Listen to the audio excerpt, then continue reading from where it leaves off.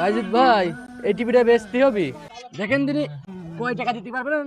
আরে এসব কি নিয়ে ঘুরছিস?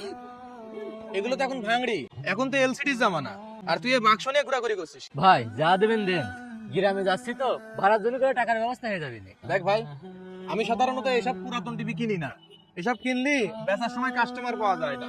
এখন যেহেতু তুমি তোমার অসুবিধার কথা বলছো, আমি তোমার এর জন্য 800 টাকা দিতে পারবো। ভাই 1000 টাকা বুঝাই দেন না, রাস্তায় কিছু খাওয়া দাওয়া করতে পারবো না। এই নে 1000 টাকা। শুক্রিয়া ভাই। আরে এই জিনিসটা সরাই রাখ। বাবা এই টিভি কি বিক্রি হবে? বলে পরে আমাকে দিয়ে দাও, আমরা নিয়ে যাই। হ্যাঁ চাচা, টিভি বিক্রির জন্যই আছে, কিন্তু একটা কথা বলেন তিনি, আপনি এত অস্থির হচ্ছেন কি কারণে? এই বাক্স টিভি নেওয়ার জন্য? এখন তো এলসিডির জামানা। বাবা এটা বাক্স হতে পারে তোমার কাছে, আমার বাড়িতে এই বাক্সও নেই। আমার নাতি ছেলে পাশের বাড়িতে টিভি দেখতে যায়, ওরা খালি দরজা বন্ধ করে দেয়, আমার মাঝে মাঝে টিভিও বন্ধ করে দেয়। তাই মনে করলাম তোমাদের কাছে টিভিটা কিনবো, যাতে আমার নাতি ছেলে বাড়িতে থাকে, কোনো জায়গায় যাওয়া না লাগে।